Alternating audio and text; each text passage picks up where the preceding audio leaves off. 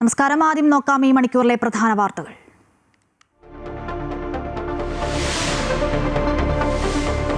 അതിദാരിദ്ര്യ നിർമ്മാർജ്ജനം ഉൾപ്പെടെ സർക്കാരിന്റെ നേട്ടങ്ങളുമായി ഗവർണറുടെ നയപ്രഖ്യാപനം. വായ്പാ പരിധി വെട്ടിക്കുറച്ചതും തൊഴിലുറപ്പ് പദ്ധതിയിലെ മാറ്റങ്ങളിലെ കേന്ദ്ര വിമർശനവും വായിച്ച് ഗവർണർ.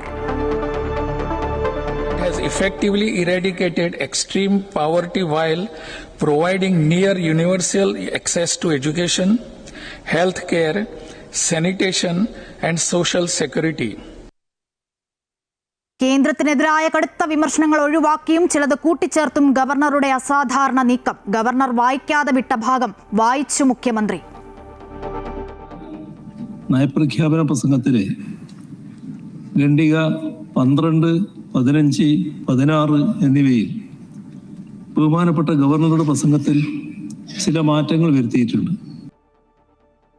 നയപ്രഖ്യാപനത്തിനുള്ളത് തെറ്റായ അവകാശവാദങ്ങളെന്നും മുഖ്യമന്ത്രിയുടേത് ഇലക്ഷൻ സ്പോൺസേഡ് ഡ്രാമയെന്നും കോൺഗ്രസ്.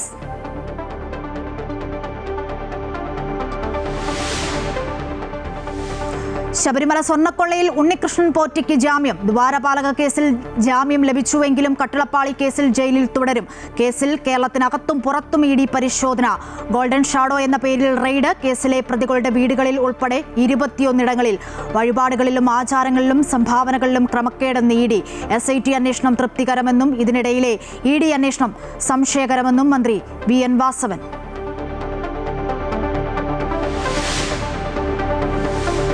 സജി ചെറിയാന്റെ പ്രസ്താവന വിവാദമായിട്ടും തള്ളാതെ CPM-നെ കടന്നാക്രമിക്കാനുള്ള കള്ളപ്രചാരണമാണ് നടക്കുന്നതെന്ന് MV ഗോവിന്ദൻ. സജി ചെറിയാൻ പറഞ്ഞത് തീവ്രവാദികൾ പോലും പറയാൻ മടിക്കുന്ന കാര്യങ്ങളെന്ന് KC വേണുഗോപാൽ.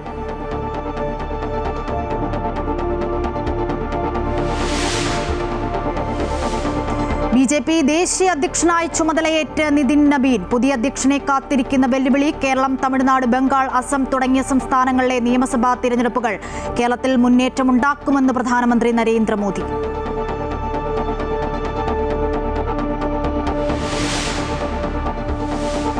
നാളത്തെ സൂചനാ സമരത്തിൽ നിന്നും പിന്മാറി സിനിമാ നിർമ്മാതാക്കളുടെ സംഘടനകൾ. മന്ത്രി സജി ചെറിയാനുമായുള്ള ചർച്ച വിജയം.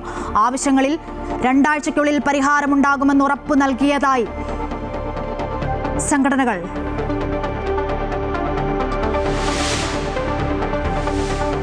കുതിച്ചുയർന്ന സ്വർണ്ണവില. പവന് 1,10,14,400 ഗ്രാമിന് 395 രൂപ കൂടി 13,800 രൂപയായി.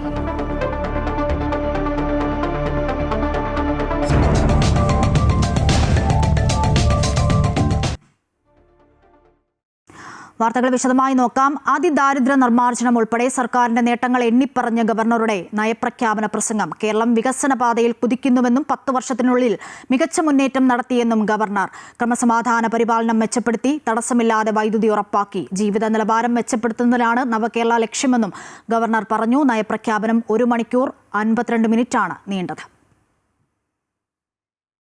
My government has effectively eradicated extreme poverty while providing near universal access to education, health care, sanitation and social security.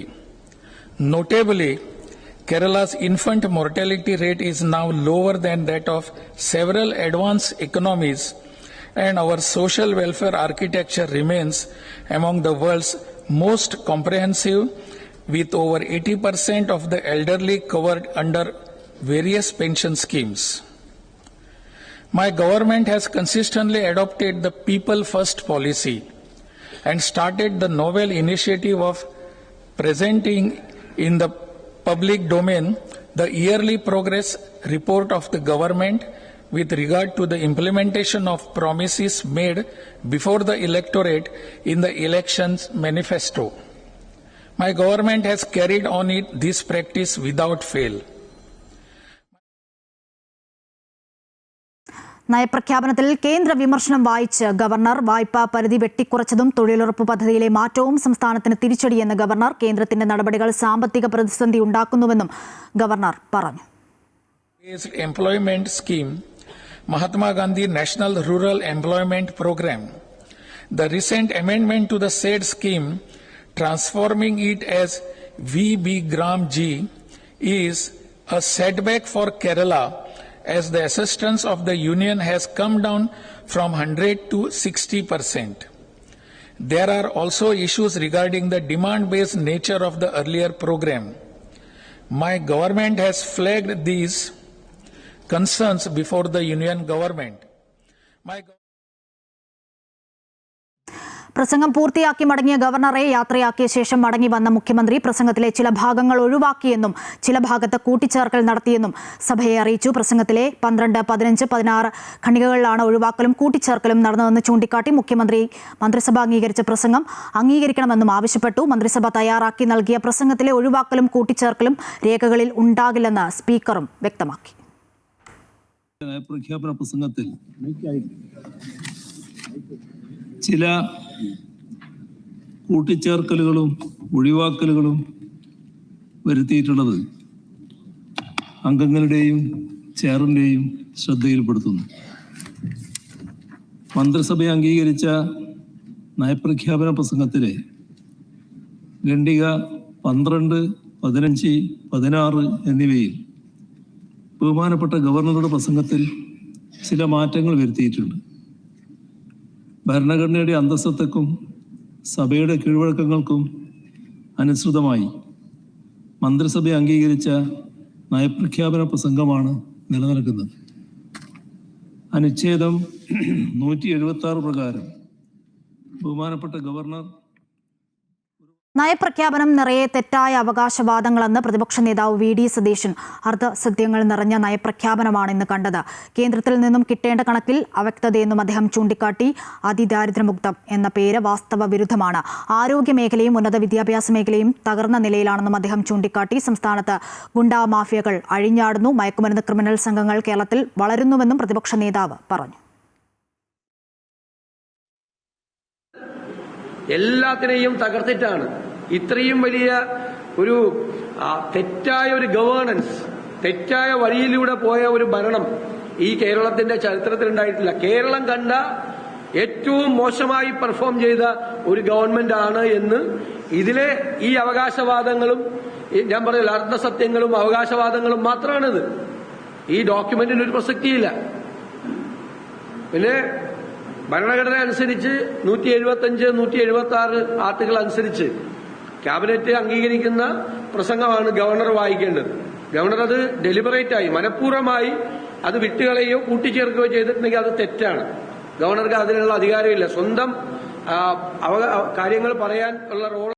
നയപ്രഖ്യാപന പ്രസംഗത്തിൽ ചില കാര്യങ്ങൾ ഗവർണർ വിട്ടുകളഞ്ഞെന്ന മുഖ്യമന്ത്രിയുടെ വാദം ഇലക്ഷൻ സ്പോൺസേഡ് ഡ്രാമയെന്ന് KC വേണുഗോപാൽ MP. ആരിഫ് മുഹമ്മദ് ഖാന്റെ കാലത്ത് ഇതിനേക്കാൾ വലിയ വെട്ടൽ നടന്നപ്പോൾ മുഖ്യമന്ത്രി ഒന്നും പറഞ്ഞില്ല. ഇന്ന് ഗവർണർക്കെതിരെ മുഖ്യമന്ത്രി പറയുന്നത് അന്തർധാരയുടെ ഭാഗമെന്നും അദ്ദേഹം പറഞ്ഞു. ഗവർണർ വായിക്കുന്നത് വെട്ടുന്ന ശീലം ഉണ്ടായിരുന്നെങ്കിൽ ഇതെന്ത് മുമ്പേ ചെയ്യാതിരുന്നത് പിണറായി സർക്കാർ? മുമ്പും വെട്ടിയിരുന്നല്ലോ, മുമ്പ് ഉൾപ്പെടുത്തിയിരുന്നല്ലോ. അന്ന് അതേപടി വിഴുങ്ങിയവർ, അതിനെയൊക്കെ അതേപടി വിഴുങ്ങിയവർ ഇന്നിപ്പോൾ പുതിയ ആഖ്യാനവുമായി വന്നിരിക്കുന്നത് അടുത്ത മാസം ഇലക്ഷൻ നടക്കുന്നുള്ളതുകൊണ്ടാണ്. ഗവർണർ വെട്ടാൻ സൗകര്യം ചെയ്തു കൊടുത്തു, അത് തിരുത്താൻ പിണറായിക്ക് അവസരമുണ്ടാക്കി കൊടുത്തു. അപ്പോൾ രണ്ടുപേരും തമ്മിലുള്ളൊരു അന്തർധാര തന്നെയാണ് ഇതുമെന്നുള്ള കാര്യത്തിൽ സംശയമില്ല. നയപ്രഖ്യാപന പ്രസംഗത്തിൽ കേന്ദ്രത്തിനെതിരായ കടുത്ത വിമർശനവും ബില്ലുകളെക്കുറിച്ചുള്ള പരാമർശവും ഒഴിവാക്കിയതും ചില വാചകങ്ങൾ കൂട്ടിച്ചേർത്തും ഗവർണർ രാജേന്ദ്ര വിശ്വനാഥ് അർലേക്കർ മന്ത്രിസഭ അംഗീകരിച്ച നയപ്രഖ്യാപനം മാത്രമേ ഔദ്യോഗികമായി അംഗീകരിക്കാവൂ എന്നാവശ്യപ്പെട്ട സഭയിൽ മുഖ്യമന്ത്രിയുടെ അസാധാരണ നീക്കം. മുഖ്യമന്ത്രിയുടെ ആവശ്യത്തിന് സ്പീക്കർ അംഗീകാരം നൽകി. ഗവർണറുടെ നിലപാടിനെ പ്രതിപക്ഷം വിമർശിച്ചുവെങ്കിലും സർക്കാരും ഗവർണറും നാടകം കളിക്കുകയാണെന്ന ആരോപണം ആവർത്തിച്ചു. വിവാദം മുറുകിയതോടെ അർദ്ധസത്യങ്ങൾ നയപ്രഖ്യാപനത്തിൽ വായിക്കില്ലെന്ന് സർക്കാരിനെ നേരത്തെ അറിയിച്ചിരുന്നതായി ലോക്ഭവൻ വിശദീകരിച്ചു. 1 മണിക്കൂർ 52 മിനിറ്റ് നീണ്ടുനിന്ന നയപ്രഖ്യാപന പ്രസംഗം സാധാരണ നിലയിലാണ് മുന്നോട്ടു പോയത്. പ്രസംഗം പൂർത്തിയാക്കിയ ശേഷം മുഖ്യമന്ത്രി ഗവർണറെ യാത്രയാക്കി തിരികെ സഭയിലെത്തിയപ്പോഴാണ് നാടകീയ രംഗങ്ങൾ അരങ്ങേറിയത്. ഗവർണർ എഴുതി നൽകിയ പ്രസംഗത്തിലെ കേന്ദ്ര വിമർശനം വായിച്ചെങ്കിലും 12, 15, 16 ഖണ്ഡികകളിലെ ചില ഭാഗങ്ങൾ ഒഴിവാക്കുകയും മറ്റു ചില വരികൾ കൂട്ടിച്ചേർക്കുകയും ചെയ്തുവെന്ന് മുഖ്യമന്ത്രി സഭയെ അറിയിച്ചു. ഇതിനെതിരെ അസാധാരണ നീക്കവുമായി മുഖ്യമന്ത്രി രംഗത്ത് വന്നു. ചട്ടവിരുദ്ധമായ നടപടികളാണ് ഗവർണറുടെ ഭാഗത്തുനിന്നുണ്ടായതെന്നും മന്ത്രിസഭ അംഗീകരിച്ച സംബന്ധിച്ച നയപ്രഖ്യാപന പ്രസംഗം മാത്രമേ സഭാരേഖകളിൽ പാടുള്ളൂവെന്നും മുഖ്യമന്ത്രി ആവശ്യപ്പെട്ടു. മുഖ്യമന്ത്രിയുടെ ആവശ്യം സ്പീക്കർ അംഗീകരിച്ചു. അതേസമയം ഗവർണറുടെ നടപടിയെ പ്രതിപക്ഷം വിമർശിച്ചെങ്കിലും മുഖ്യമന്ത്രിയും ഗവർണറും നാടകം കളിക്കുകയാണെന്ന വിമർശനം പ്രതിപക്ഷ നേതാവ് ആവർത്തിച്ചു. എന്നാൽ വിവാദം മുറുകിയപ്പോൾ വിശദീകരണവുമായി ലോക് ഭവൻ രംഗത്തു വന്നു. അർത്ഥസത്യങ്ങൾ നയപ്രഖ്യാപനത്തിന്റെ കരടിൽ നിന്ന് ഒഴിവാക്കണമെന്ന് ലോക് ഭവൻ സർക്കാരിനോട് ആവശ്യപ്പെട്ടിരുന്നതായും എന്നാൽ ഗവർണർക്ക് യുക്തമെന്ന് തോന്നുന്ന ഭേദഗതികളോട് വായിക്കാമെന്നായിരുന്നു സർക്കാരിൽ നിന്നുണ്ടായ പ്രതികരണമെന്നും ലോക് ഭവൻ വിശദീകരിച്ചു. ബില്ലുകളിൽ ഒപ്പിടാത്തത് സംബന്ധിച്ച് സുപ്രീം കോടതി ഭരണഘടനാ ബെഞ്ചിന് റഫർ ചെയ്തുവെന്നത് വാസ്തവ വിരുദ്ധമായതിനാൽ അത് ഒഴിവാക്കണമെന്നും കേന്ദ്ര നിലപാട് ഫെഡറൽ തത്വങ്ങൾ അട്ടിമറിക്കുന്നതാണ് എന്നത് ഒഴിവാക്കണമെന്നും നിർദ്ദേശിച്ചിരുന്നുവെന്നാണ് ലോക് ഭവന്റെ വിശദീകരണം. അമൃത ന്യൂസ്, തിരുവനന്തപുരം. ശബരിമല സ്വർണ്ണക്കൊള്ള കേസിൽ മുഖ്യപ്രതി ഉണ്ണികൃഷ്ണൻ പോറ്റിക്ക് ജാമ്യം. ദ്വാരപാലക ശില്പപാളികളുടെ കേസിലാണ് ജാമ്യം ലഭിച്ചത്. 90 ദിവസം കഴിഞ്ഞിട്ടും കുറ്റപത്രം സമർപ്പിക്കാത്തതിനാൽ സ്വാഭാവിക ജാമ്യം ലഭിക്കുകയായിരുന്നു. പക്ഷേ കട്ടിളപ്പാളി കേസിൽ ജാമ്യം ലഭിച്ചാൽ മാത്രമേ ജയിലിന് പുറത്തിറങ്ങാൻ കഴിയൂ. ദ്വാരപാലക കേസിൽ അറസ്റ്റിലായി 90 ദിവസം കഴിഞ്ഞിട്ടും SIT കുറ്റപത്രം സമർപ്പിക്കാത്തത് ചൂണ്ടിക്കാട്ടിയായിരുന്നു ഉണ്ണികൃഷ്ണൻ പോറ്റി കൊല്ലം വിജിലൻസ് കോടതിയിൽ ജാമ്യ ഹർജി നൽകിയത്. ശബരിമല സ്വർണ്ണക്കൊള്ള കേസിലെ കള്ളപ്പണ ഇടപാട് അന്വേഷിക്കുന്നതിന്റെ ഭാഗമായി വ്യാപക റെയ്ഡുമായി ED. ആകെ 21 ഇടങ്ങളിലാണ് ഓപ്പറേഷൻ ഗോൾഡൻ ഷാഡോ എന്ന പേരിലുള്ള റെയ്ഡ് നടക്കുന്നത്. ശബരിമല സ്വർണ്ണക്കൊള്ള കേസിലെ എല്ലാ പ്രതികളുടെ വീട്ടിലും പരിശോധന നടത്തുന്നു. കേരളം, തമിഴ്നാട്, കർണാടക എന്നിങ്ങനെ 3 സംസ്ഥാനങ്ങളിലായി 21 ഇടങ്ങളിലാണ് രാവിലെ മുതൽ ED പരിശോധന. ശബരിമല സ്വർണ്ണക്കൊള്ള കേസിലെ പ്രതികളായ ഉണ്ണികൃഷ്ണൻ പോറ്റി, മുരാരി ബാബു, A. പത്മകുമാർ, N. വാസു തുടങ്ങിയവരുടെ വീടുകളിലും ചെന്നൈയിലെ സ്മാർട്ട് ക്രിയേഷൻസിലും ബെല്ലാരിയിലെ സ്വർണ്ണ വ്യാപാരിയായ ഗോവർദ്ധന്റെ വീട്ടിലും ED സംഘം റെയ്ഡ് ആരംഭിച്ചിട്ടുണ്ട്. ബംഗളൂരുവിലെ ഗോവർദ്ധന്റെ ജ്വല്ലറിയിലും ഉണ്ണികൃഷ്ണൻ പോറ്റിയുടെ ബംഗളൂരുവിലെ ശ്രീരാംപുരിയിലെ വീട്ടിലും ED റെയ്ഡ് നടത്തുന്നുണ്ട്. കോട്ടയത്തെ മുരാരി ബാബുവിന്റെ വീട്ടിലും തിരുവനന്തപുരം പുളിമാത്തുള്ള ഉണ്ണികൃഷ്ണൻ പോറ്റിയുടെ വീട്ടിലും N. വാസുവിന്റെ പേട്ടയിലെ വീട്ടിലും A. പത്മകുമാറിന്റെ ആറന്മുളയിലെ വീട്ടിലുമാണ് ED റെയ്ഡ്. പോറ്റിയുടെ സഹോദരിയുടെ വലിയ കട്ടക്കലിലെ വീട്ടിലും ED പരിശോധന ആരംഭിച്ചിട്ടുണ്ട്. KP Sankaradas, N. Vijayakumar, S. Baiju എന്നിവരുടെ തിരുവനന്തപുരത്തെ വീടുകളിലും റെയ്ഡ് നടക്കുന്നുണ്ട്. തന്ത്രി കണ്ഠരര് രാജീവരുടെ വീട്ടിൽ ED നിലവിൽ പരിശോധനയ്ക്ക് എത്തിയിട്ടില്ല. എന്നാൽ തിരുവനന്തപുരത്തെ ദേവസ്വം ബോർഡ് ആസ്ഥാനത്ത് ED സംഘമെത്തി. വിവിധ സ്ഥലങ്ങളിൽ നിന്നുള്ള ഉദ്യോഗസ്ഥരെ എത്തിച്ചാണ് റെയ്ഡ് നടത്തുന്നത്. കള്ളപ്പണം വെളുപ്പിക്കൽ അടക്കം നടന്നിട്ടുണ്ടോ എന്ന കാര്യത്തിലാണ് ED അന്വേഷണം. ഇതുമായി ബന്ധപ്പെട്ട നിർണായക പരിശോധനയാണ് ED ആരംഭിച്ചിരിക്കുന്നത്. കുറ്റകൃത്യത്തിലൂടെ നേടിയ സ്വത്തുക്കളുടെ വിവരം തേടിയാണ് പരിശോധന. രേഖകളും ഡിജിറ്റൽ തെളിവുകളും പിടിച്ചെടുക്കുന്നതിലൂടെ കള്ളപ്പണം വെളുപ്പിക്കലിന്റെ പൂർണ്ണവ്യാപ്തി കണ്ടെത്താനാകുമെന്നാണ് ED വ്യക്തമാക്കുന്നത്. അമൃത ന്യൂസ്, തിരുവനന്തപുരം. ശബരിമല സ്വർണ്ണക്കൊള്ളയുമായി ബന്ധപ്പെട്ട എല്ലാ കാലത്തെ അന്വേഷണത്തെ സ്വാഗതം ചെയ്യുന്നുവെന്ന് ദേവസ്വം മന്ത്രി VN വാസവൻ. SIT അന്വേഷണം തൃപ്തികരമാണ്. എന്നാൽ ഇതിനിടയിലെ ED അന്വേഷണം സംശയകരമാണ്. EDയിലുള്ള വിശ്വാസം നഷ്ടപ്പെട്ടതാണ്. ശബരിമല സ്വർണ്ണക്കൊള്ള കേസ് SIT ഭംഗിയായി അന്വേഷിക്കുന്നുണ്ടെന്നും മന്ത്രി VN വാസവൻ പറഞ്ഞു.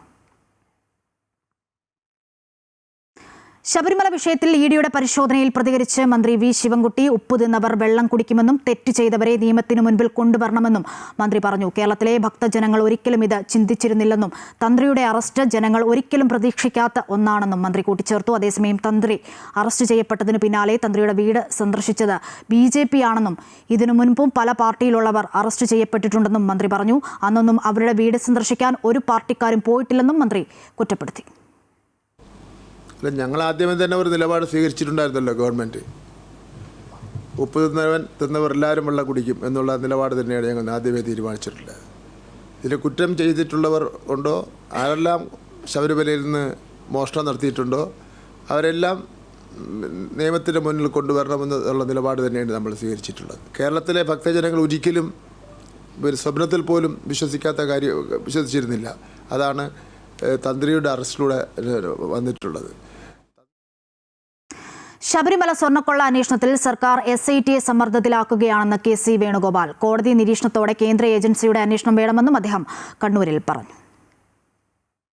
ഹൈക്കോടതിയുടെ ഏറ്റവും ഒടുവിലെ വിധി കൂടി വന്ന സാഹചര്യത്തിൽ, നിരീക്ഷണം കൂടി വന്ന സാഹചര്യത്തിൽ ഈ സർക്കാർ ശബരിമലയിലെ സ്വർണ്ണക്കൊള്ളക്ക് മുഴുവൻ ഒത്താശയും കൊടുത്ത സർക്കാരിന് ധാർമ്മികമായി തുടരാൻ യാതൊരു അവകാശവുമില്ല.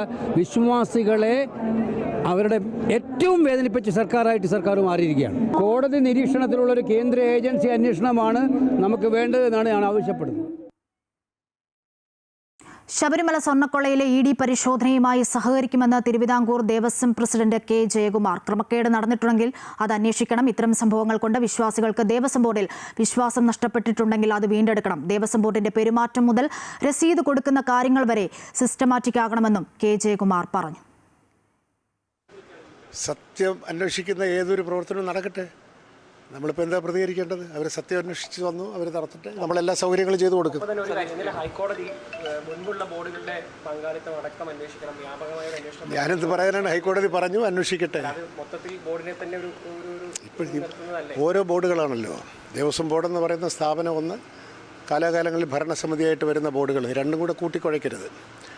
ഭരണസമിതി എന്നുള്ള അർത്ഥത്തിലാണ് ആ ബോർഡ് എന്നുള്ള സംജ്ഞ ഉപയോഗിച്ചിരിക്കുന്നത്.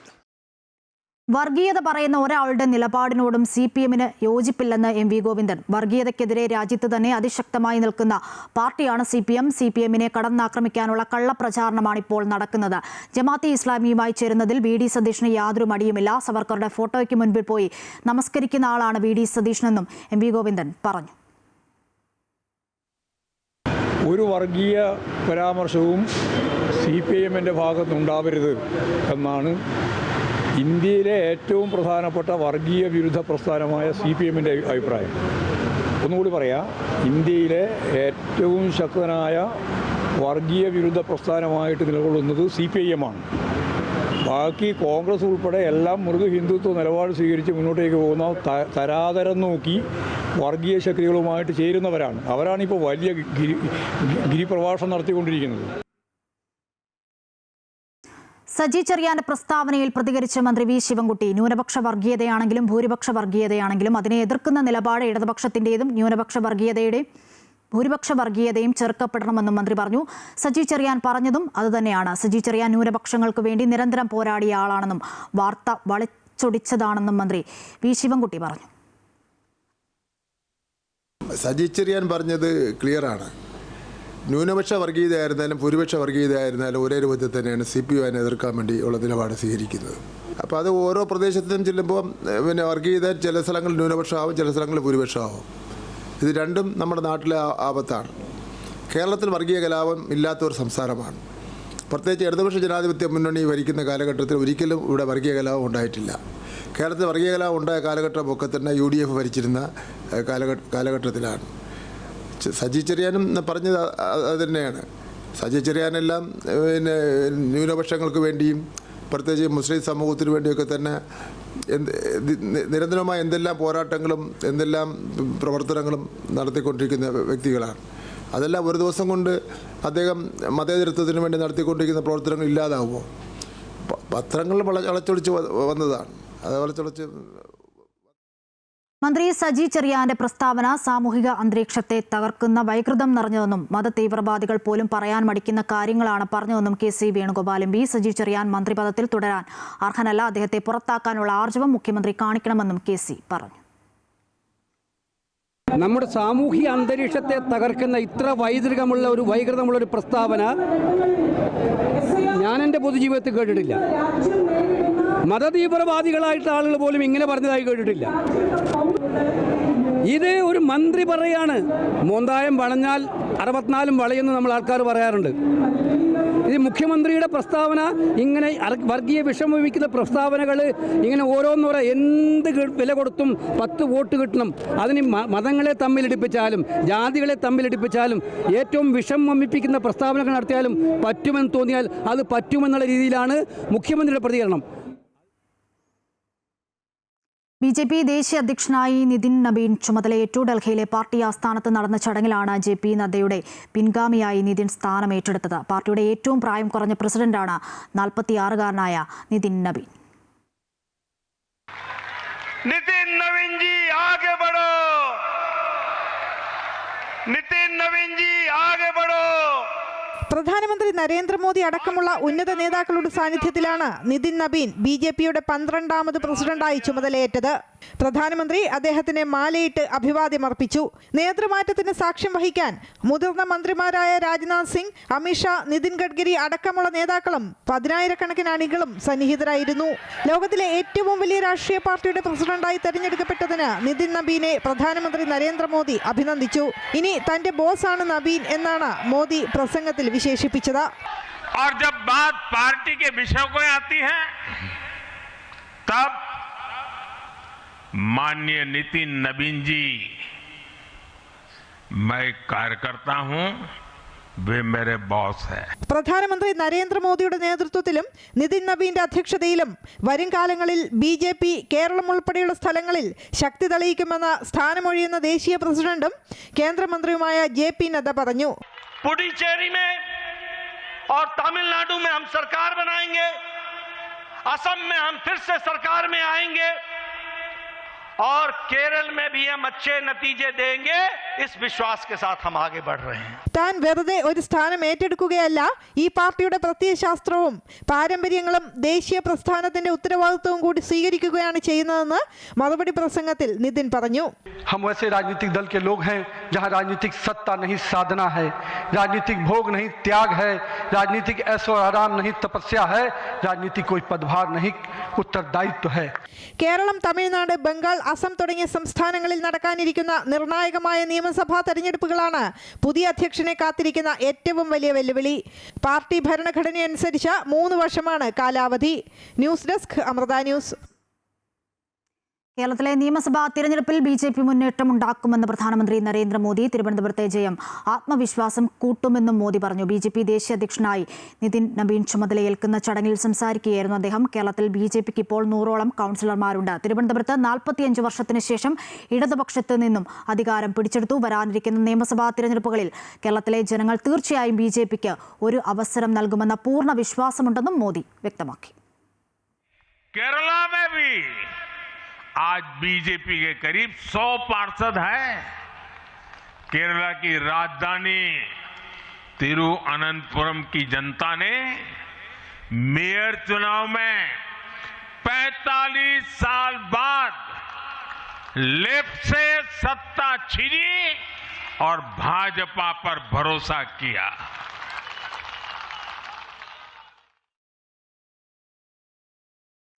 ബസ്സിൽ വെച്ച് ലൈംഗിക അതിക്രമം നടത്തിയെന്ന ആരോപണത്തിന് പിന്നാലെ കോഴിക്കോട് സ്വദേശി ദീപക് ആത്മഹത്യ ചെയ്ത സംഭവത്തിൽ അന്വേഷണം ഊർജിതമാക്കി പോലീസ്. പ്രതി ഷിംജിത മുസ്തഫ വിദേശത്തേക്ക് കടന്നുവെന്നാണ് സംശയം. മെഡിക്കൽ കോളേജ് പോലീസ് ആത്മഹത്യാ പ്രേരണ കുറ്റം ചുമത്തി കേസെടുത്തതിന് പിന്നാലെയാണ് യുവതി ഒളിവിൽ പോയത്. സംഭവമുണ്ടായ ദിവസത്തെ ബസ്സിലെ CCTV ദൃശ്യങ്ങൾ പോലീസ് പരിശോധിച്ചു. അതേസമയം യുവതിയെ പിടികൂടണമെന്നും എങ്കിലേ നീതി കിട്ടുകയുള്ളൂവെന്നും ദീപകിന്റെ പിതാവ് പ്രതികരിച്ചു. ബസ്സിൽ വെച്ച് ലൈംഗിക അതിക്രമം നേരിട്ടതിന് പിന്നാലെ സംഭവം വടകര പോലീസിനെ അറിയിച്ചിരുന്നു എന്നാണ് യുവതി അവകാശപ്പെട്ടിരുന്നത്. എന്നാൽ ഇങ്ങനെയൊരു പരാതി ലഭിച്ചിട്ടില്ല എന്ന് വടകര ഇൻസ്പെക്ടർ വ്യക്തമാക്കിയതോടെ ഈ വാദവും പൊളിഞ്ഞു. ഇതിനിടയിലാണ് ദീപകിന്റെ മാതാപിതാക്കളുടെ പരാതിയിൽ യുവതിക്കെതിരെ ആത്മഹത്യാ പ്രേരണാ കുറ്റം ചുമത്തി കേസെടുത്തത്. ഇതോടെ യുവതി ദൃശ്യങ്ങൾ പകർത്താൻ ഉപയോഗിച്ച മൊബൈൽ ഫോൺ കണ്ടെത്താനുള്ള ശ്രമത്തിലാണ് പോലീസ്. ഇതിനൊപ്പം യുവതിയുടെ ഇൻസ്റ്റഗ്രാം അക്കൗണ്ട് വിവരങ്ങൾ ശേഖരിക്കാൻ സൈബർ പോലീസിന്റെ സഹായവും തേടിയിട്ടുണ്ട്. അതേസമയം അന്വേഷണം ഊർജിതമാക്കിയതോടെ യുവതി ഒളിവിൽ പോയെന്ന സൂചനയുമുണ്ട്. ഒളിവിൽ പോയെങ്കിൽ യുവതിയെ പിടികൂടണമെന്നും എങ്കിൽ മാത്രമേ നീതി ലഭിക്കൂ എന്നും ദീപകിന്റെ പിതാവ് പ്രതികരിച്ചു. തന്റെ മകൻ ഒരു പെണ്ണിനോട് മോശമായി പെരുമാറിയിട്ടില്ല എന്നും അദ്ദേഹം പറഞ്ഞു. മമ്മക്കും അച്ഛനും ഇങ്ങനത്തെ ഒരു യോഗം ഉണ്ടാവരുത്, അതാർക്കും സഹിക്കാൻ പറ്റൂല. ഞാനൊന്നാളെ അനുഭവിക്കുകയും ചെയ്യും, ലോകത്തിൽ ഒരാളും ഇത് അനുഭവിക്കാൻ പാടില്ല. എൻ്റെ അമ്മ വളരെ പാവായി പോയി, അതാണ് ഇതൊക്കെ ചെയ്തതിൻ്റെ കുട്ടി. നല്ല ശിക്ഷ വാങ്ങി കൊടുക്കണം, അതിനാലും കുറച്ച് പ്രായക്കണം, അതിൻ്റെ അതിനെ ശിക്ഷിക്കണം. അങ്ങനെ എൻ്റെ മോനെ ഇതാക്കി കഴിഞ്ഞോളൂ. എൻ്റെ മകൻ്റെ ഞങ്ങളെ ജീവിതം വയ്യാതാക്കി. സമൂഹമാധ്യമത്തിൽ വിമർശനം ശക്തമായതോടെ യുവതി തന്റെ ഫേസ്ബുക്ക്, ഇൻസ്റ്റഗ്രാം അക്കൗണ്ടുകൾ നീക്കം ചെയ്തിരിക്കുകയാണ്. അതേസമയം യുവാവിനെ മരിച്ച നിലയിൽ കണ്ടെത്തിയ സംഭവം നോർത്ത് സോണൽ DIG അന്വേഷിക്കണമെന്ന് മനുഷ്യാവകാശ കമ്മീഷൻ ഉത്തരവിട്ടിട്ടുണ്ട്. അമൃത ന്യൂസ്, കോഴിക്കോട്. നാളെ നടക്കാനിരുന്ന സിനിമാ സംഘടനകളുടെ സൂചനാ സമരം പിൻവലിച്ചു. സാംസ്കാരിക വകുപ്പ് മന്ത്രി സജി ചെറിയാനുമായി ചലച്ചിത്ര സംഘടനകൾ നടത്തിയ ചർച്ചയ്ക്ക് പിന്നാലെയാണ് തീരുമാനം. 2 ആഴ്ചയ്ക്കകം സംഘടനയുടെ ആവശ്യങ്ങൾ പരിശോധിച്ച് കൃത്യമായ നടപടി സ്വീകരിക്കുമെന്ന് മന്ത്രി ഉറപ്പു നൽകി. താരസംഘടനയായ അമ്മ, പ്രൊഡ്യൂസേഴ്സ് അസോസിയേഷൻ, ഫിലിം ചേംബർ തുടങ്ങിയ സംഘടനകൾ സംയുക്തമായാണ് ചൊവ്വാഴ്ച സൂചനാ പണിമുടക്ക് പ്രഖ്യാപിച്ചിരുന്നത്. GSTക്ക് പുറമേയുള്ള വിനോദ നികുതി ഒഴിവാക്കണമെന്ന ആവശ്യമാണ് പ്രധാനമായും സംഘടനകൾ ഉന്നയിച്ചത്. വൈകിട്ട് 6 മണി മുതൽ തിയേറ്ററുകൾക്ക് പ്രത്യേക വൈദ്യുതി താരിഫ് അനുവദിക്കുക, KSFDCക്കും ചലച്ചിത്ര അക്കാദമിക്കും പ്രതിവർഷം തിയേറ്ററുകളിൽ നിന്ന് സ്വരൂപിച്ചു നൽകുന്ന 1.5 കോടിയുടെ സംഭാവന നിർത്തുക, ചിത്രാഞ്ജലിയിൽ നിർമ്മിക്കുന്ന സിനിമകൾക്കുള്ള സർക്കാർ സബ്സിഡി 5 ലക്ഷത്തിൽ നിന്ന് 25 ലക്ഷമാക്കി ഉയർത്തുക തുടങ്ങിയ ആവശ്യങ്ങളും ഉന്നയിച്ചിരുന്നു. ഈ ആവശ്യങ്ങൾ അംഗീകരിച്ചില്ലെങ്കിൽ അനിശ്ചിതകാല സമരത്തിലേക്ക് നീങ്ങാനാണ് സിനിമാ സംഘടനകൾ തീരുമാനിച്ചിരുന്നത്. എന്നാൽ സംഘടനകൾ ഉയർത്തിയ ആവശ്യങ്ങൾ ന്യായമാണെന്നും 2 ആഴ്ചയ്ക്കകം പരിഹാരം കാണുമെന്നും മന്ത്രി ഉറപ്പു നൽകിയതോടെ സൂചനാ സമരത്തിൽ നിന്ന് സംഘടനകൾ പിൻവാങ്ങുകയായിരുന്നു. ബഹുമാനപ്പെട്ട മന്ത്രിയായിട്ട് വിവിധ വകുപ്പുകൾ മന്ത്രി ഏകോപിപ്പിച്ച് മന്ത്രിയായിട്ടുള്ള ചർച്ച കഴിഞ്ഞതേ ഉള്ളൂ. ആ ചർച്ച പ്രകാരം ഞങ്ങൾ ഉന്നയിച്ച ഏറ്റവും വലിയ ഒരു ഇഷ്യൂ ഡബിൾ ടാക്സേഷൻ എന്ന് പറഞ്ഞ സംഭവമാണ്. എൻ്റർടൈൻമെൻറ്റ് ടാക്സ് എന്ന് പറഞ്ഞാൽ അത് അനുഭാവപൂർവ്വം അത് പരിഗണിച്ച് ബഹുമാനപ്പെട്ട മുഖ്യമന്ത്രിയും ധനകാര്യമന്ത്രിയുമായിട്ട് ചർച്ച ചെയ്തിട്ട് അതിൻ്റെ വേണ്ട രീതിയിലുള്ള ഇളവുകൾ നൽകാമെന്നുള്ളത് അദ്ദേഹം പറഞ്ഞിട്ടുണ്ട്. കൂടാതെ ഞങ്ങൾ ഉന്നയിക്കപ്പെട്ടിട്ടുള്ള വിവിധ വകുപ്പുകളിൽപ്പെട്ട കാര്യങ്ങൾ അതും ഇമ്മീഡിയറ്റ് ആയിട്ട് ഒരു 2 വീക്സിനകത്ത് ഈ നിയമസഭ നടക്കുന്ന കാലഘട്ടത്തിൽ തന്നെ ഞങ്ങളുമായിട്ട് വീണ്ടും ചർച്ചകൾ ഇന്ന് ഉച്ച കഴിഞ്ഞിട്ട് ബാക്കി വകുപ്പുകളുമായിട്ടുള്ള ചർച്ചകളും കാര്യങ്ങളും പറഞ്ഞിട്ടുണ്ട്. അപ്പോൾ അതിൻ്റെ അടിസ്ഥാനത്തിൽ അനുഭാവപൂർവമായിട്ടുള്ള കാര്യങ്ങൾ ചെയ്തു തരാമെന്നാണ് പറഞ്ഞിരിക്കുന്നത്. അതെ, സമരം പിൻവലിക്കുകയാണ്.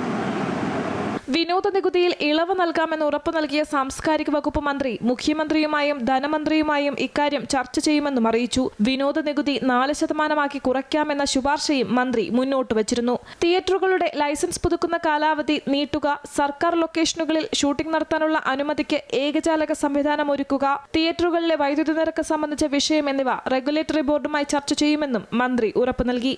അമൃത ന്യൂസ്, തിരുവനന്തപുരം.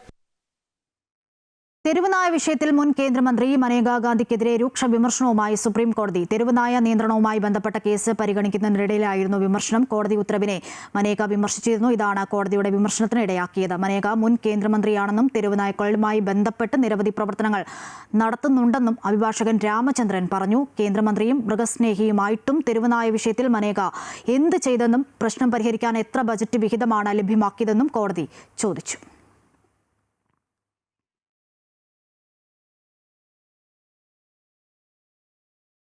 16ാമത് ചെട്ടികുളങ്ങര അമ്മ സനാതന ധർമ്മ പുരസ്കാരം സദ്ഗുരു ശ്രീ മാതാമൃതാനന്ദമയി ദേവിക്ക് സമ്മാനിക്കുകയാണ് തത്സമയം.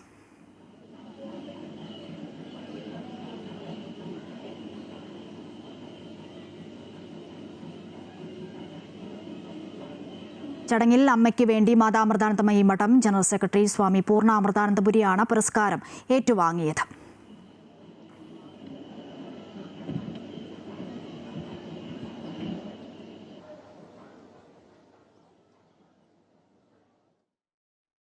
മറ്റു വാർത്തകൾ നോക്കാം. കേന്ദ്ര അന്വേഷണ ഏജൻസിയായ ഇഡിക്ക് കോടതികളിൽ റിട്ട് ഹർജി ഫയൽ ചെയ്യാൻ അധികാരമില്ലെന്ന് ചൂണ്ടിക്കാട്ടി കേരളവും തമിഴ്നാടും ഫയൽ ചെയ്ത ഹർജികളിൽ നോട്ടീസ്. സുപ്രീം കോടതിയാണ് അന്വേഷണ ഏജൻസികൾക്ക് നോട്ടീസ് അയച്ചത്. 4 ആഴ്ചയ്ക്കുള്ളിൽ മറുപടി നൽകാനാണ് ഇഡിയോട് സുപ്രീം കോടതി നിർദ്ദേശിച്ചിരിക്കുന്നത്. 2003 കള്ളപ്പണ നിരോധന നിയമപ്രകാരം എൻഫോഴ്സ്മെന്റ് ഡയറക്ടറേറ്റിന് ഭരണഘടനയുടെ 226 അനുച്ഛേദ പ്രകാരം റിട്ട് ഹർജി ഫയൽ ചെയ്യാൻ അധികാരമില്ലെന്നാണ് കേരളത്തിന്റെ വാദം.